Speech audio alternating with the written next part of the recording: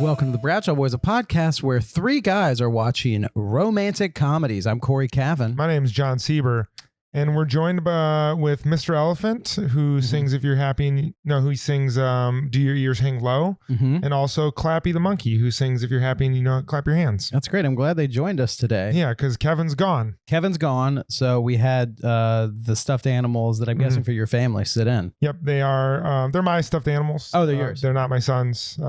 After a long, hard day's work, I just sometimes need to hear "Do your ears hang low" from the elephant. That's great. It's a question that we all need to hear sometimes, just, so we can... if your ears really did hang that low where you could tie them in a knot and tie them in a bow and you were a human, yeah, you would probably get bullied a lot. I bet the people whose ears do hang low like that are the punk rockers that got the big spacers. And now their earlobes are just hanging low. That's the people that need it. They're like young professionals on the subway and a kid's listening to that song and they're like all down and out. They're just like, oh man. Our just raggedy old wizard sleeve ears do hang low.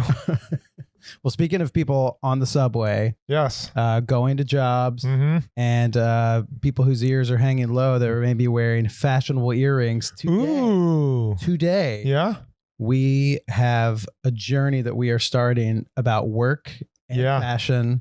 A great movie. And the big city. The big city. Big city of New York. And the hustle. The bustle. The trussels? I don't know if it's a trussel. There's trussels in there. What's the thing that you tie up your ears? And whenever you need to tie something, it's with your ears. I was thinking of like a bodice is what I'm thinking of, something like that. It has to do with dresses. Yeah. I think hopefully we're going to learn a lot of stuff. We're watching Devil Wears Prada today. The devil? Is it devil or the devil? The Devil Wears Prada. The Devil Wears Prada. Prada. My first question is, have you seen The Devil Wears Prada? This is a movie that we have done that is special because I've seen this movie at least 5, maybe 10 times. Really? For a while, I would be like, I love that movie. And then I watched it on a plane a couple years ago and I was like, I hate that movie. And then I watched it again and I was like, okay, I kind of get it. So I've like made it around. Dude, you've oscillated. Yeah, I've made it around the bases with this. Did you notice that? Have you ever noticed that oscillate was a big COVID word? Pivot. It was pivot for a while. Interesting. And then like when you're... What is that? Oh, jeez. It's a frozen water bottle. I was rubbing my heel on it. That scared the crap. Sorry about that. I oscillated from happiness to sheer terror really did. Quickly. And now you're back to happiness. Anyway, I feel like oscillate took over pivot, but also I think liminal was a big COVID word. Did you hear that one? Yeah. Liminal space. Yeah. It's like, you're in kind of a liminal space right now. You're working, but you're also at home and you're on Zoom. So, there's a lot of liminality in the world.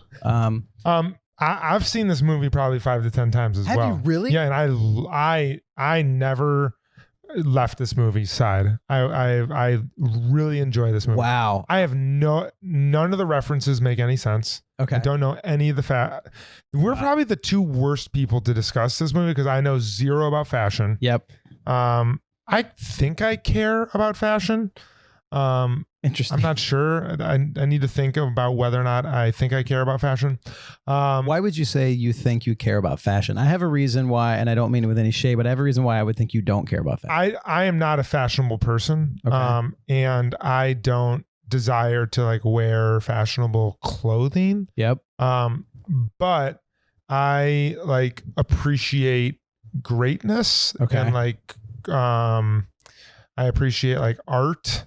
And I appreciate like someone's sending a message. And so like there's a lot of those like things that, and I appreciate things I don't understand a lot. I would say all those things, someone who knows you, I'd say all those things are true. Like you definitely appreciate other art forms. Totally. Like that. Yeah. And so like fashion is just one that I haven't explored yet. And it's like low on my totem pole of things that I will personally engage with. But like I've like watched documentaries on fashion. Yeah. I've like gone to like the House of Z. Was that one like that? Was that a big one? Maybe. That's where I know some of it and then I fall apart a little bit. And like I'll check out like so I'm curious about it, but like I don't know anything about it. Yeah, I would say same. I actually did a couple of years ago take a fashion class online because I was really interested in how it works. and I did not finish it. It was taught through MoMA, but it was the history of fashion, and they did it through 50 different clothing pieces. Whoa. So it was really interesting. It was like a white t-shirt and jeans, and like how that's come through the 50s and how that made it through America. Did they start with like is this all like Western fashion? I think it's modern Western. Okay, so they're not like starting with like the toga. No. This is like the fig leaf. Yeah, I think it started in late 1800s, maybe early 1900s, something like that. Okay. But it'd be great. The fig leaf, popularized by Adam after the fall. Yeah, after when he became embarrassed by his dingle donger. God asked him, "Who told you needed clothes?" And he was like, "Girl, we all need clothes." And then he brought out a Vogue. I mean, I'm interested in it. But not. I've never felt. I mean, like, look, watching our videos, like, you know, we're the Bradshaw Boys. We're dudes. You know, I've never felt like we know some people who are like fashion people. I've never felt like a fashion person. No. I've been to a fashion show at Fashion Week for work one time. I know a little bit about it, and I'm interested in it. I would say the same way as you are. Yeah. But as an industry, it's not the first one that's piquing my interest and I'm chasing after in terms of wanting to know what's going on all the time. Exactly. But I do think it's super fascinating. Yeah, totally. And there's some things that we'll talk about in this movie. Can't wait. Oh man, I know. But there's some things that such enlightening things about how fashion works, like as an industry and how that influences culture. And another thing that is that I don't know if you've watched this movie in the past couple of years. I don't think it's been probably 5 years. Okay. Yeah. Well, a different point of view we're going to have watching this. All the costumes done by Patricia Field. Oh. Very. Holy shit. Totally, right? I heard. So when I told Katie we were watching this. Yeah. First of all, it's like, this is like one of her favorite movies. Yeah. Like just, I think like for someone like Katie, if you just like toss Meryl Streep and Stanley Tucci into like a screen, it doesn't matter what it is. Like they like, you know, Katie's type will like it. Yeah, totally. And by Katie's type, I would just mean a basic white girl. Also someone who's in a musical theater and it's in a musical theater actress. Exactly. Totally. But she said, but also like, someone who loves like pumpkin spice latte. Exactly. You know, just totally basic white girl. Just she said that she's like, you have to tell the podcast this. Anne Hathaway sat next to Anna Wintour at like a fashion show and Fashion Week and wore an outfit that her character wore on Devil Wears Prada, and it was like a big deal. Did you hear that? I didn't hear that. Yeah. I bet we could look that up. Yeah, we're gonna fact check that on the break. Let's do just a bit of rundown before. Okay. Because I think we're gonna have a lot to talk about after we watch that. We're gonna watch the first third. Yeah. A bit of rundown before. This movie came out in 2006. So height of Adrian Grenier's popularity. Yeah, this is like big time Entourage time, right? This is like they're rolling out the red carpet to get him on set. This is around like when I moved to New York. Yeah. And my buddy worked in production and had worked on things with him. And he was like, and yeah, it was like a huge deal. Yeah. Like, you know, I mean, still a big famous actor. Yeah. This is like Entourage was huge at this point. Yeah, totally. So 2006, $35 million budget, $35 to $41 million. How big is that in 2006 days? I think that's pretty big because I'm guessing adjusting for inflation, that's close to like maybe a $50 million movie. Okay. That's a pretty big movie. Pretty big studio movie. The director, David Frankel, also directed Marley and Me. Oh. But it's that's like setting the scene and filmed in New York. You know, about her working at Vogue. This is like 4 years after the end of Sex and the City. No, it's closer because Sex and the City. I thought Sex and the City ended like 2002 or 2003. Oh, no, maybe you're right. Hold on. So this definitely feels. This movie feels posts. It feels like a different. Agreed. Sex and the City, New York still feels like. Do you measure New York in like 9/11 terms? So, like pre and post 9/11. Well, it's hard. Okay, so Sex and the City concluded in 2004. Oh, so this is 2 years after the end of Sex and the City. And then the movies, let's see, Sex and the City 1 came out in 2008. So the movies came after this. But this is a post Sex and the City world. And post Sex and the City world or post Sex and the City New York. I would say definitely influenced by it. But this is, I think, the movie is, it's based on a book. Okay. But the movie is coming out in the world where people have already moved to New York because of Sex and the City. Yeah, exactly. Like the Sex and the Cityfication of New York has happened. And it's like a younger, if I remember, Anne Hathaway's character is like a recent college grad. I think she's like just out of college. And so like this is not the same demo as the Sex and the City women in the end of 2004. No, I think Anne Hathaway. Established professionals. Totally. Business owners, Upper East Side. Yeah. Classic 5. Yeah. Classic 6. Classic 6 dwellers. Yeah. So yeah, it's Classic 5 though, the 4 ladies and the 5th characters in New York. That's the classic. That's the Classic 5. But this is more of the we're all moving to New York to make it movie. And it's like she's right out of college, gets the big internship, like that kind of thing. And that New York I love. Because I think everyone who has come here and tried to make it has experienced a lot of, I think, what I remember in this movie. Well, so you were asking like what are my New York terms? Mine is post Brooklyn Bridge. Before it was built, totally different city. Just kidding. No, mine is Robert Moses. It all starts with Robert Moses. Power Broker right over there. Oh, there you go. On the shelf. I need to read that. Mine is, yes, it's post 9/11, but I grew up watching SNL and David Letterman. Yeah. So I remember that idealized version of New York. The closing of the Howie G deli, is that Hello Deli?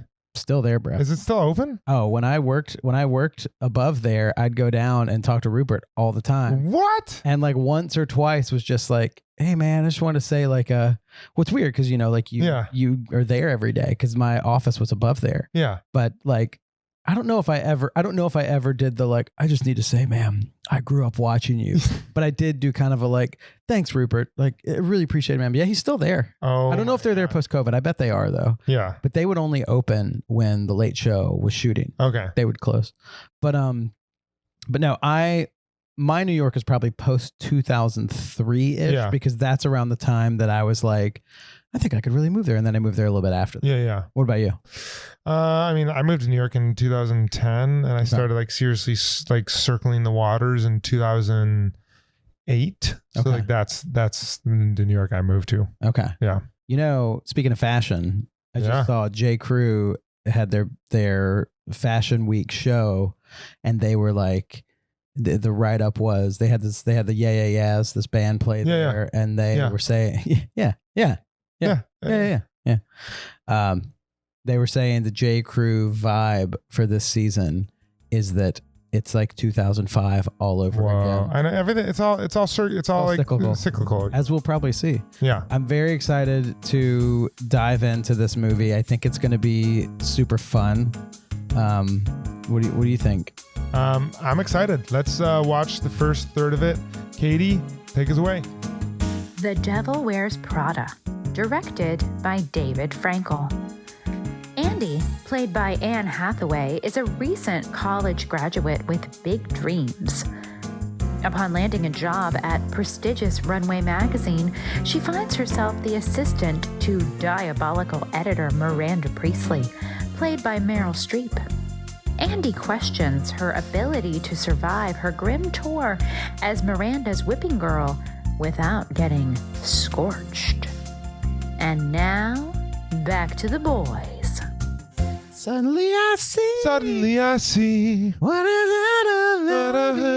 it? Suddenly I see. Why the hell it means so much to me? When that song plays, you bop. You just bop. I don't care where you are, who you are, where you, what you've had for dinner, what you ate. Yeah, like anything. It does not matter. We said before we went away to watch the beginning of this, like 2005 is back, dude. Watching that opening montage, I was like, I am ready for it. Putting on the undies. Dude, yes. I mean, that's like I gotta be careful how I word this thought. It's always super fun to get into. It's like a real like, let's play the world's smallest violin for a lot of things that men have missed out on. Yeah. But like fun undies, like we don't really have fun undies. We got boxers and like, MeUndies is trying to do it. MeUndies sponsor the podcast. But yeah, they're trying to do it. But you're right. But like there's like lace and texture. Little bow on the front. Bow on the front. And it's like, yeah. I've had a lot of different types of underwear and I've never felt as fun as watching that scene. We should ask a female guest sometime, like, is it fun? Because it seems fun. Yeah. Have you ever been a briefs guy? No. I mean, when I was like forced to wear briefs when I was younger. Yeah. I went through an adult briefs phase for a little while. Are you in it right now? No, I'm not in it. I thought, but what's funny is I thought about it the other day because sometimes I get a little shift in the boxer briefs and I have to like straighten the monkey. out. You do the monkey walk. Yeah, exactly. Yeah. To where I've been asked like, "Are you good?" And I was like, "I bet with briefs, less of a shift." I have a dear friend of mine that is like diehard brief person. Yeah. And we used to go to the bathhouse a lot together, and like every single time the briefs were exposed, it was like, whoa, like just kind of caught me off guard. It's definitely, yeah. It's jarring. It's jarring. Yeah. If you're going to be, we'll get to the movie in a sec, but if you're going to be an adult briefs guy, especially depending on what age you are, but if you're going to be an adult briefs guy in your 20s, 30s, 40s, whatever, you can't go whites. Like you gotta have colors. Yeah, exactly. And if you go whites, they gotta probably be like expensive whites. You can't just go BVDs. Yeah. Do adult Fruit of the Looms. Adult brief. We need to get someone on the pod that's an adult brief male. Yeah. Do they? I'll say this. I don't want to out him, but we've had one. Really? Yeah, we've had one. Huh. I'm thinking right now about who. Do you tell a date before you get intimate? Like that? I'm a briefs guy. I just want to, by the way, I just want to tell you before the appetizers come a little bit about who I am and what I choose to do with my I'm not body. saying anything's going to happen tonight, but if something does happen, you need to know. Right. And they're like, it's okay. I've seen an uncircumcised penis. But no, it's not that. It's not that. I'm circumcised. I'm actually extra circumcised. Yeah. There's way more stuff. They cut off an extra stick. I am a gentleman who wears briefs. What? Briefs. Check, please.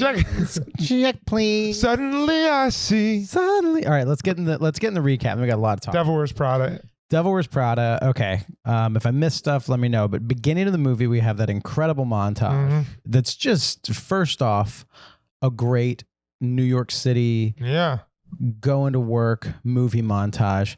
It also serves to show, like you said, ladies wearing fun undies. And then Andy, our protagonist, wearing granny panties. Putting on granny panties, looking at them, being like, what are these ones? Grabbing some other ones. Smelling them, being like, oh, not that pair. Exactly. Be like, oh, well, these are less dirty. I'll put these on after I power walked with ankle weights yesterday. She parachutes with them out of her apartment and puts them on. So Andy just getting Chippendales Rescue Rangers, and she just jumps out of her flat when there's danger. Yeah, just do, and then gets down to the street butt naked, puts on her parachuting undies, disappoints Stanley Tucci, and that's how the movie starts. That's how it is. Exactly. She's housing 2 bagels and like a milkshake, an onion bagel. Exactly. Hey, you. Okay. So a morning milkshake. She's got a full on caramel chocolate milkshake. Waiting in line at Shake Shack from 7 a.m. milkshake. Let me also get can I get a double stack as well? I'll take a smoke stack. Let me get that with the cherry hot peppers. Geez. All right. So so she's going to work. All these other girls, they're kissing their square jawed boyfriends goodbye. Yeah. She also has a square jawed boyfriend. Yeah. The star of Medellin. Yeah. Aquaman. Yeah. But But was he the first Aquaman? I think he plays Aquaman in Entourage. Okay. He lands the superhero role. And they were making fun of it at the time, but little they know that every movie would be a superhero movie. Exactly. But so she's riding the subway to work. She's got some random interview at Elias Clark, and she's like, I got this interview I got to go to, and he's like, good luck. And then all the other girls are hailing cabs. Mm-hmm. She gets to Elias Clark, goes up and sees Emily Blunt, and whose character's name is Emily? No, it's because Andy is Hathaway. Andy is Anne Hathaway. Emily Blunt's character is Emily. Is it really? Yeah. So she starts calling her Emily. Miranda Priestley starts calling her Emily. Yeah. So maybe she just calls all her people Emily. Yeah. So Emily Blunt gets there and she's just like, basically you're here. You have Emily Charlton, senior assistant. Job of a lifetime. Most other girls don't last, more than a couple days here. And, somehow you got this, you look terrible, and everyone goes on the offensive right away. You look like hot garbage. Exactly. Your breath smells like onion bagel. Exactly. Granny panties. Yeah. You have a shit stain on your granny panties. Exactly. Get these Shake Shack cups out of here. Yeah. And then they're like, oh no, she's early. And Miranda Priestley, you see the entire office flip out. And Miranda Priestley arrives. You see how much power this woman holds and how much everyone's scared of her. And then Andy goes in to say who she is. Miranda just kind of, basically just dismisses her. Yeah. So that's the world she's living in. And then you meet her friends. They go out to dinner. They do a chat and chew. Perfect, just classic New York Friends, where you don't know who Miranda Priestley is. Oh, what's your deal? Well, I want to be a writer. Yeah. Well, you better learn about fashion now, toots. And but then her boyfriend is you working at a good restaurant, and or however Adrian Kinnear talks, I don't know. And then Rich Sommer from Mad Men, he's like, I have a good job. Just kidding, my job sucks. And then their other friend, she works at an art gallery, and they're like, what do you do? But definitely we're living the dream in New York, and we're at a restaurant that's closing down, but they're letting us stay. Cheers to jobs that pay. Right.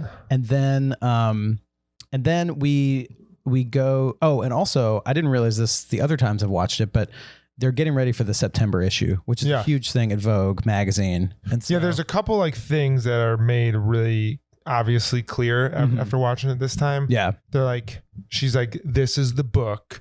It's going to be an important thing. You need to drop it off of Miranda's. Drop it off. Exactly. She doesn't trust you, so I'm going to do it. And then she's like, also, you're going to run all the errands, but I'm going to go to Paris. Right. I noticed that too.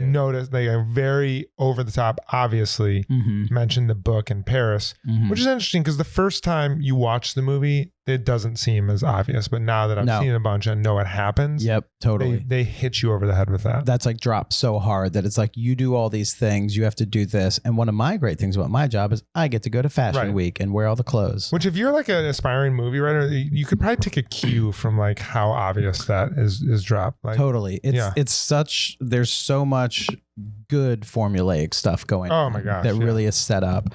You meet Tucci in the office. Yep. You meet Tucci, who is who is some sort of important guy that Miranda listens to. We have the big scene that we should talk about, the cerulean blue sweater scene where Andy is clearly out of her depth. She's answering the phone and someone, you hear her say, how do you spell Gabbana? And they hang up. And then we have the famous blue sweater scene where, she laughs and she's like, those belts look the same to me. And she's like, oh, and she's like, I just don't understand this stuff. And, she says, what is this stuff to you? Yeah. Goes through the whole thing about how. Which is pretty, Andy is a smart person. Yeah. She was the editor of her, catalog that she made at Northwestern Ivy League school. She should know to not to just flippantly use words like that. They're really making her into a rough and tumble smart female mouth breather. Exactly. That's just I don't know, I want to cover hard news. Yeah. They're but again, like you said, they're really hitting you over the head with a lot of stuff to set the table. What is it? Stuff? What is this stuff? What is this stuff? Great scene. Probably I got some good stories about that scene. I can't wait. For those of you listening, well, wait, let's finish the summary. Okay. Were you about to say what I I was think just you're going about to say, depending on how open you as a human being want to be, Sure. this could potentially be the best episode of Bradshaw Boys we've ever had. And that's all I'm going to say. Okay. We can get to that. Depending on how open you want to be. Sure. I too wear granny panties. I'm not a grief guy. I'm a granny panty guy. Okay. So then other things, she gets sent on all these crazy errands. You just see how insane her job is. She goes out to dinner with her dad. She's like trying to book a flight in a hurricane. Yep. And then she fails. Miranda doesn't get to see her twins' recital. Also, Miranda just always tosses her coat and bag like at her. Yeah.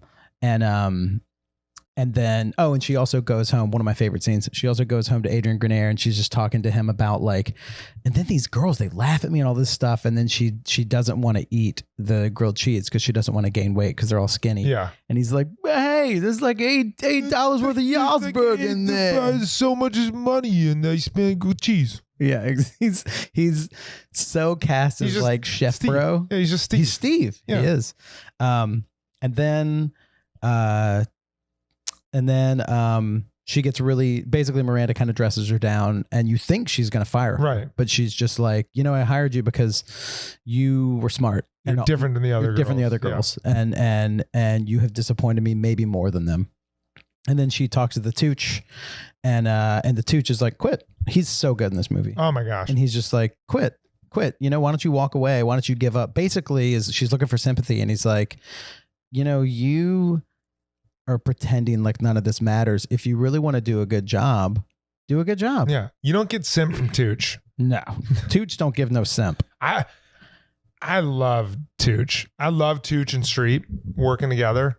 Yeah. Do you think they just hate each other in real life? Yeah, how awesome would that be? That'd be amazing if the camera cuts. He's like, because they have shut up, Meryl. They have the best friend chemistry. They're like, what do you call that chemistry? Because it's not like romantic chemistry. It's just like, I think it's just chemistry. It's just like, has there ever been a movie with Streep, Tooch, and Hanks all sharing screen time together?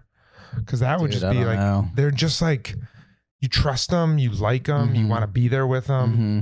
But man, I would love it if when the camera stops rolling, if he's just throwing. He just throwing hands at Streep. Just throws that belt at her head. Yeah. And then the last thing that happens is Tooch gives her a makeover in the runway closet. All this clothes, they're all samples. And then she goes and sees Adrian after work and her boyfriend. And he's like, we got to get out of here before my girlfriend finds me. Yeah. And then she's now in the thing where she's like, I'm going to try. Yeah.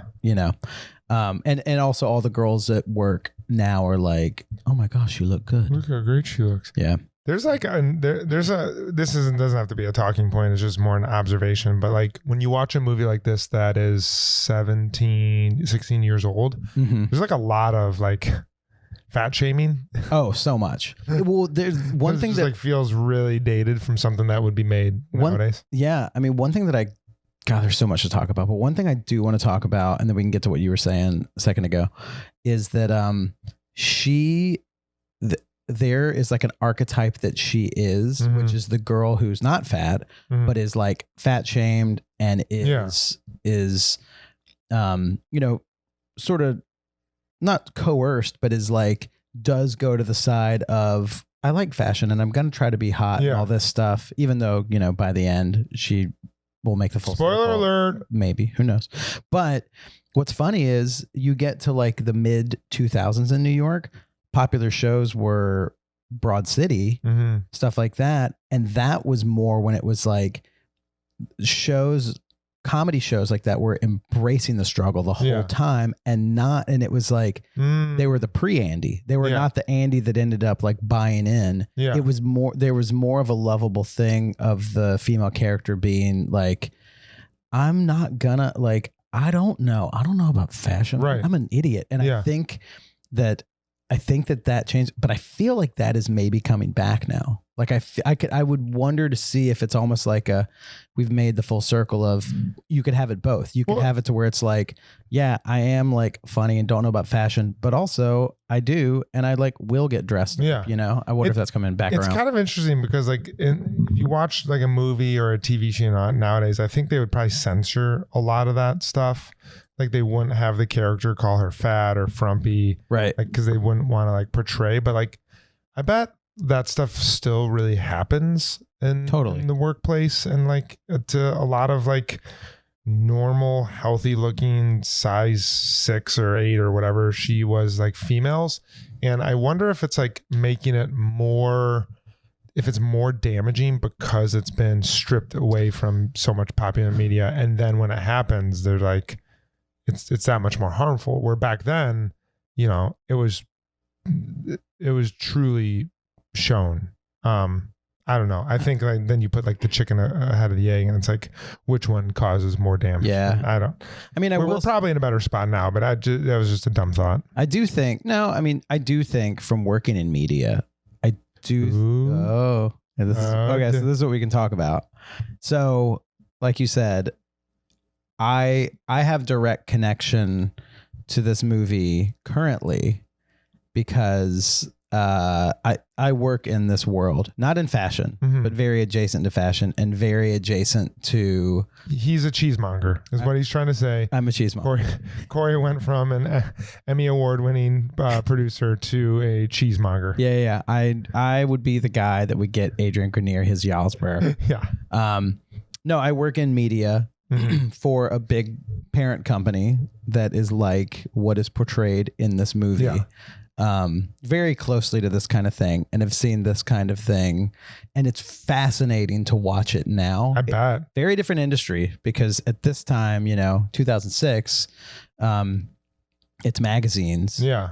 And now magazine industry is, it's a industry that's trying to make media. Right. And nobody buys magazines, but then also some people do buy. Like I would say Vogue is one that is like always going to, Runway's based on Vogue, but like it's always going to be, it is a magazine that people will buy, but they're also trying to pivot all this stuff. But that is, anyway, all that to say, like you said, that is the world that I am in, around. What is it? What are some of the things, and maybe this would be a conversation better to have at the end when we watch the whole movie in part 3, but I'd be curious to hear, like, of the things that you see, like which one, like what's the truth, what's embellished, what is like. I'll tell you one thing that was definitely true. What? When she goes downstairs and her and the Tooch are in the cafeteria and she's getting that corn soup, same exact soup things in the cafeteria. Really? I will say, weirdly, that scene, I was like, this is totally like Media World cafeteria. There is a huge cafeteria where all the different media brands go down and eat it. I know that's like the least interesting thing, but that was a very real thing where she's like, you have 15 minutes to go down and get lunch. That's like where people congregate. And like you see, the fashion. I had a friend that worked at Hearst for a while, which is another big magazine publisher. And like, you see all the like young fashion interns going down to like, get their stuff before they go back up to their desks and stuff like that. I mean, it's also weird because it's post-pandemic now. Yeah. Because like people aren't in the office all the time. Right. But like that, I don't think there's a giant closet like she goes into. Okay. But there is some stuff up, on those floors like that. And I do know that around the time when it's like the Met Gala or they're doing the September issue thing here, it's very busy. Like it's definitely crunch time. And I know people that have worked on like a lot of the like gala video stuff. It's tons of, it's very high pressure. I bet that it's like, like you said, I don't think it's like as mean anymore, because I do think media has kind of changed where people are like, they don't want to like get canceled or something, for like yelling or throwing a shoe at someone or whatever. So it's probably not as mean. There's probably like a lot of passive aggressive and I imagine like underhanded comments and like I bet so this might be an interesting time to transition. This movie is written about Anna Wintour. Like the main character is supposed to be the editor-in-chief of Vogue, Anna Wintour. Yes, right? Totally. Now I wonder if there's a great Letterman interview where he's talking to Anna Wintour about that. About this movie. What did she say? He says, he's like, we should look it up, but like, I don't remember verbatim, but he's like, have you seen it? And like, this movie kind of paints you as not the, nicest person or, that thing. And he's like, what do you think about that? And she kind of says like, well, it's a movie and it's fiction. And he's like, is it true? And she's kind of like, she basically just kind of like, it's a movie, but I don't know. And he's like, you don't seem like you're really denying anything. And she's like, yeah, maybe. So she's very like, I think she's just very much like, I don't know. They can say what they want to say, but you kind of get the vibe that like it's embellished, but also she kind of doesn't care. Yeah. I think that this is coming from someone who knows nothing about her. So I'm just shooting from the hip. She's clearly like a genius. Yeah. She's clearly like light years ahead visionary. Mm-hmm. And she is like a creative force. Yeah, I think it's definitely a thing of like, I know what I want. I think she might even said this in the interview. She's like, I know what I want. Mm-hmm. And I have very strong opinions. Mm-hmm. And I want it to happen a certain way. And I just like people who I can work with who understand that vision. Yeah. And I want to get that stuff done. I think when you are dealing with like once in a generational people like her, and like you can fill in the blank of other celebrities that are probably like this, whether it's like Mozart to Kanye, like there is that just sounds like a celebrity. Mozart to Kanye. Mozart to Kanye. To Kanye. Mozart to Kanye. To Kanye. He's a painter. Mozart to Kanye. I think there's a pass that you have to give someone who's like so full of creativity and like drive and knowledge of what they want. Yeah. That like, they're going to be lacking in other areas of their life. They're going to be, they're not going to be social. They're probably going to come off crusty. Yeah. They're going to like, when you know what you want and other people are perceived as just getting in your way. Yeah. Like, of course they're not going to be kind. Like they're roadblocks. And totally. So I imagine that she is probably like a person like that. Yeah. And then they took that trait of her, not necessarily mean, not necessarily nasty, just a person speed walking through Times Square. Yeah. Except in all areas of her life. And then they just like embellished it to make her actually nasty. Like, what's Meryl Streep's character's name? Miranda Priestley. Miranda Priestley is actually like just a nasty human. Yes. And I will say from like what I've seen in real life, I've never seen a display anywhere directly in front of me that I'm just like, ooh, dude, that was nasty. Like there's an opening. Dude, I want you to walk in. You want me to do it? I want you to walk in Wednesday and just blast your bag. Toss my coat on someone's desk. Friggin', like wind up, spin around like you're throwing discus. and then just... Why is my Starbucks not here? Yeah. I don't understand it. Why? Why? Yeah. Just discus your bag right in their face and then walk into your office and slam the door shut. Why is nobody ready? One of my favorite lines in the movie. Why is nobody ready? Yeah. I should totally do that. I don't even have an office. Just walk onto set and toss my bag down. You have to have some sort of underling you can just blast with your bag. Totally. Oh, I could find someone. If not, hire me and you can. You come on set. Which is great because you're like a foot taller than me. I just toss my coat over your head. Yeah. I'll fall down. And then if I get you, I also got to get a tooch. Yeah. Ooh. I'll get Kevin to put on some glasses. Kevin can be the tooch. Kevin is, he does resemble the tooch. Yeah. Yeah. But I mean, he's bald. Exactly. That's the only reason. But yeah, I agree though. I mean, it's the same thing where people like when they really talk about it, it's like Steve Jobs, Yeah. I think that there were a lot of stories that came out that was like, not a ray of sunshine all the time to be around because, you know, he's like trying to change technology forever. Totally. So yeah, same thing here. But I've never seen a real life Miranda Priestley toss a bag or a jacket at anyone. Granted, I've also never been in that close of proximity. Right. But sometimes. I might have walked past a Miranda Priestley once or twice. Ooh. Yeah. Oh yeah. This is my connection to this movie. Yeah. One time we were looking for a labor attorney and we got introduced to one. His name was like Jerry Hathaway in New Jersey, and his daughter's Anne Hathaway. Really? We didn't end up going with him, but hey, whatever, you're Jerry, Anthony, Greg Hathaway. Dude. Thank you for the quote. I went to the same acting school as Anne Hathaway. Really? Yep. And Anne, former Bradshaw Boys or friend of the pod, Tony Hale, also went to that acting school. But successful acting school. It's I named two of the top six. There's actually a lot of people that have gone there. That and like the main guy Seth Barish is like in tons of stuff. But went to a play with her one time and like sat in the audience of a play with her. And like I was there with my friend and she was like, "It's Anne Hathaway," and she came back for like an alumni play thing. Oh, that's cool. Yeah, seemed cool. Yeah, very nice. Hathaway facts. Emily Blunt facts.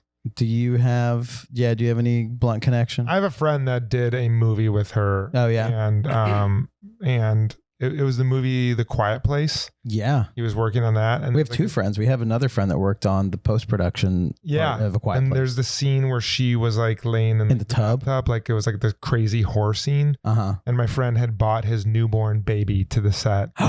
And she was like laying in the tub and she was like, "Bring me the baby." Oh, and he said it was like really interesting to see this like crazy horror scene and her just being like super happy and bubbly to see the newborn baby. That's insane. Yeah, so I heard she's an incredibly awesome person. My connection with her. This is the part of the this is the part of the pod where we just name drop how this is called the humble brag. Humble brag. The humble Bradshaw Boys. My connection is one time Kevin and I walked by a restaurant called Lavara in New York, and we were like, let's see if we can get in. And we got in there, and Emily Blunt and John Krasinski and the girl, oh gosh, Lily Collins, who ended up playing the girl who's in Emily in Paris. And her boyfriend, the four of them were eating dinner at the restaurant. Was it like the scene in Devil Wears Prada? It was, yeah. They all cheers and they were like, "To jobs that pay." I'm an actor. I'm an actor. I'm an actor. I'm an actor. I'm an actor. The random boyfriend. I'm in finance. And I'm his girlfriend and my father's Phil Collins. Yeah. Yeah. To the jobs that pay. Yay. But that's my only connection with her. Trying to think if there's any other connections to anyone else in the movie. Rich Summer from Mad Men used to do stuff at UCB, the comedy theater. There you go. And I was a big Mad Men fan. Yeah, this is just like so. If there's I'll say this. Here's what I want to talk about with this movie. And I'll say this: if there are any other insider tips of the world stuff we're talking about, I'll just throw them in if they come. Yeah. So, as the Bradshaw Boys, we're watching romantic comedies.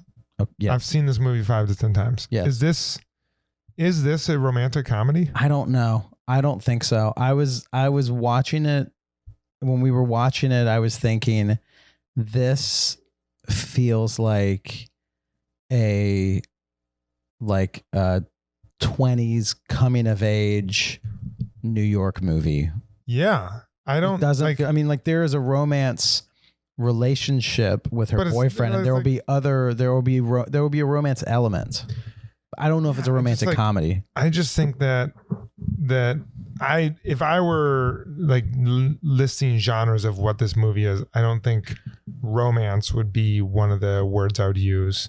I don't even know if comedy would be. No, let me throw this one at you. Throw it. Possibly pejorative. Okay. So maybe we can't say this anymore. But is it a chick flick? I feel like that term has kind of like died out. Not even just because people are like, don't say chick flick, but also because if it is, I love chick. Like I was about to say, that's why I think it's opened up. I think chick flicks. Whatever the genre of this movie is, I'm all in. Me too. It's just like fun. It goes down so easily. Totally. Like you moves so fast. You just want to watch it anywhere. Yeah. Airplane. Like if you like had a hard day, Mm-hmm. it doesn't matter. Like this is just good shit. Yeah. It's just so good. Yeah. I don't It's like New York porn. Yeah. Yeah, totally. Like I just want to know. I mean, I'm sure we could just look up what this is classified as, but like I need to watch more movies like this because I watched this movie Midsommar. Have you seen that one? I saw Midsommar twice in the theater. Dude, I had to go on a walk by myself and like gather my thoughts and just be like, and I came back and I was like seething. I was so just angry that I watched that movie and spent time watching that movie that I'll never get back. You know that has been suggested by more than one person that we watch that on this podcast. Let's do it as a romantic comedy. I'll be so mad. You know that's a movie written about a breakup. Yeah, yeah, I do. I did, and I appreciate that movie, and I don't know if I'm glad that it got made. Yeah. But my experience watching Devil Wears Prada is the exact opposite of my experience with Midsommar. I don't need to take a walk by myself. Yeah. I want to like put on underwear and then just see my face or whatever that song is.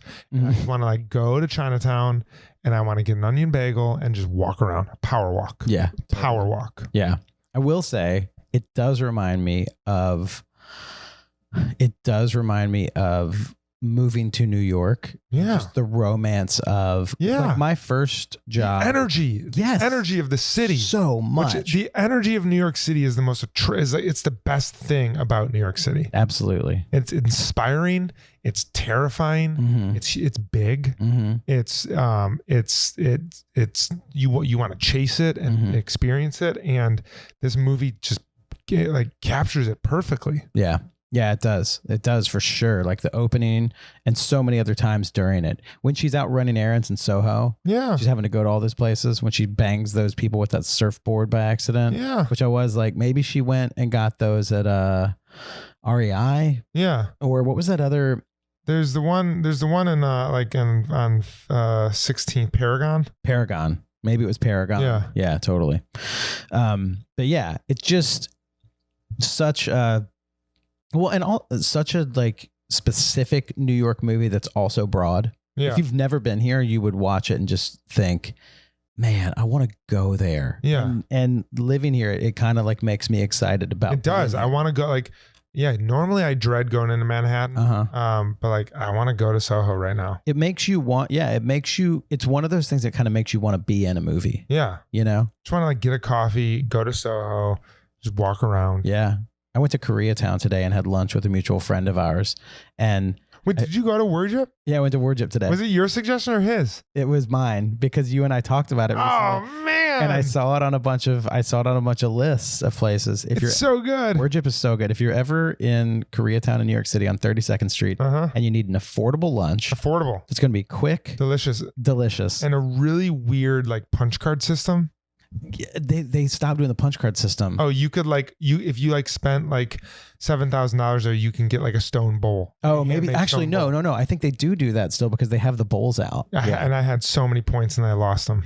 You know me. I like to get points and cards and then never use them. Yeah, you are a big points and cards guy. You one time gave me what was it, like 15 fully punched coffee cards after I lost my job. Which I'm glad that you used them. I used them all. Yeah, Gorilla went out, or I guess it just moved. Yeah. Anyway, big energy. Big New York energy in this movie. Big New York energy. And I'll also say, maybe it does look like a set, but their apartment, kind of a realistic New York City apartment for a movie. Totally. They've got like a weird sink in the kitchen. The sink's like kind of up and it's like across a weird narrow space from the stove. They've got that like the sort of garden, like the bedroom has like a window to the kitchen, but like it's through some French doors, like pretty realistic, strange New York apartment. Yeah. Really weird. Did you ever have like, what was your weirdest New York apartment feature?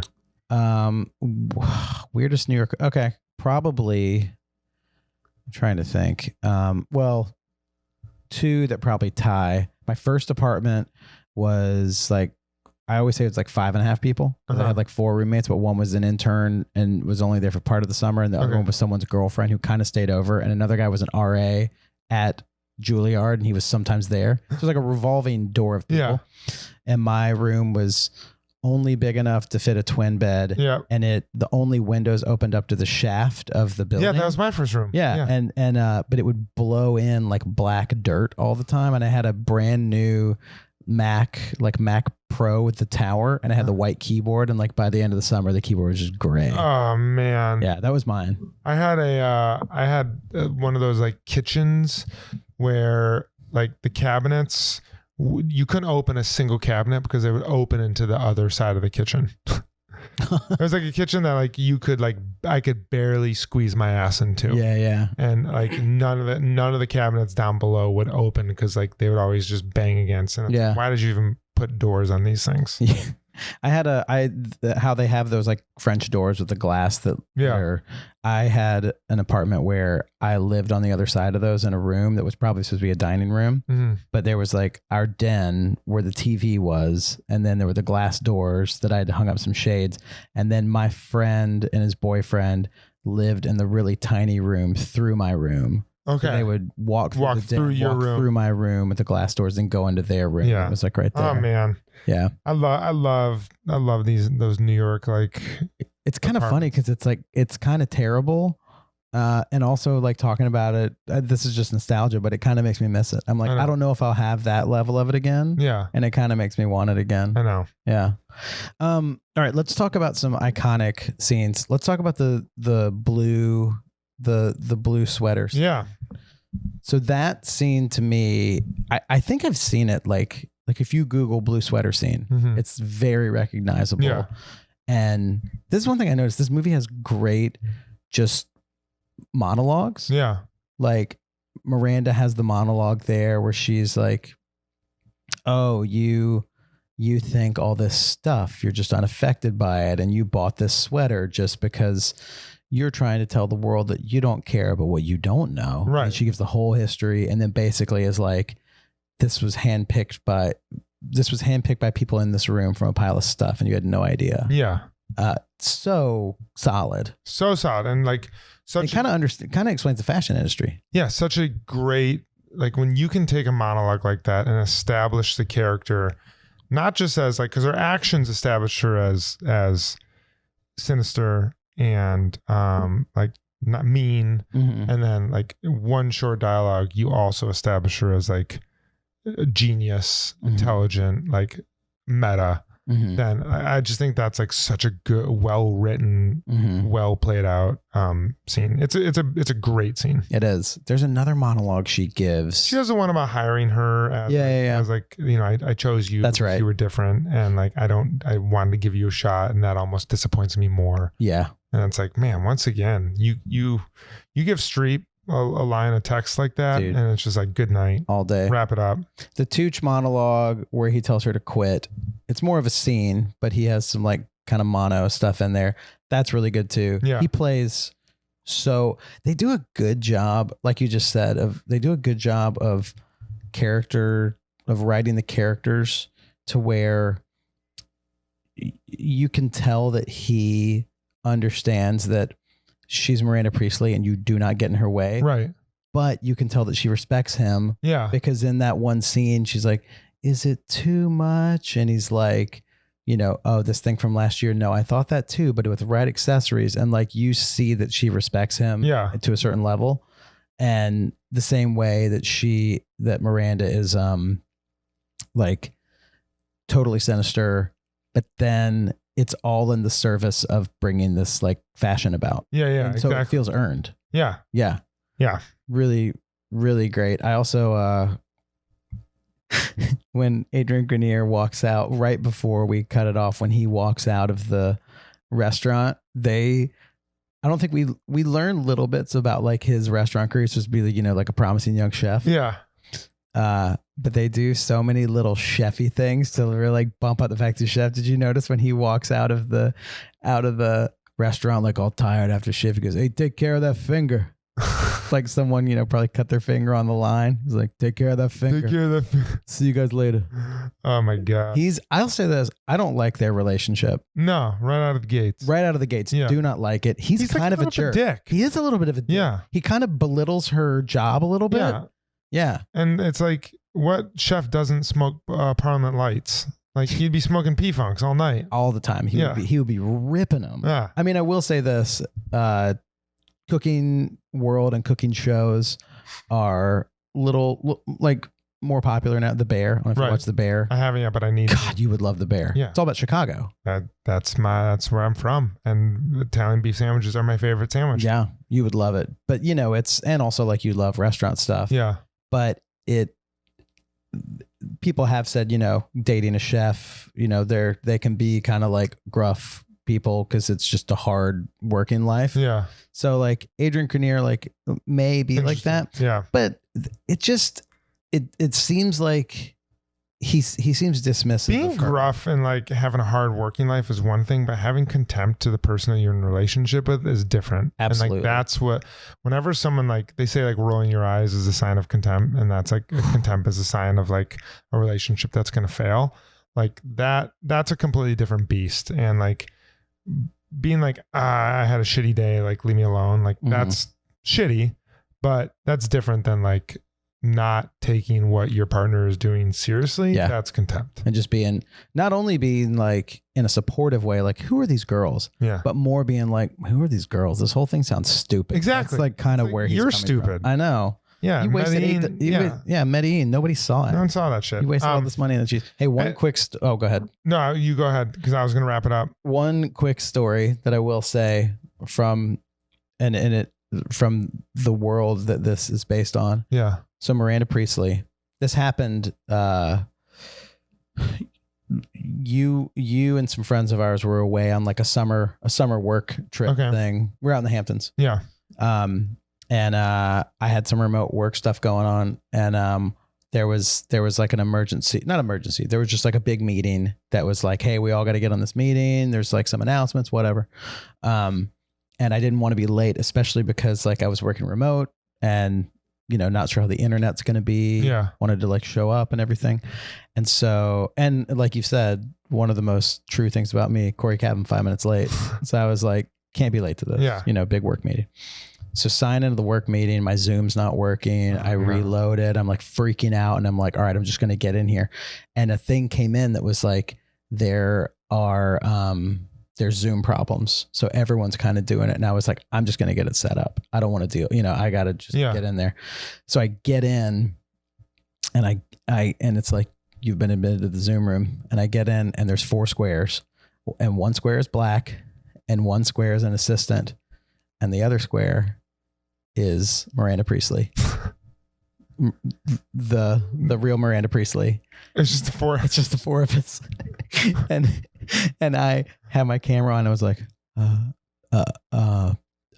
then what? And then I signed out. Did you signed out? Yeah, I signed out. I was like, I'm going back in when the meeting starts. I'm not just gonna and like it was just the 4 of us in there. And it was gosh.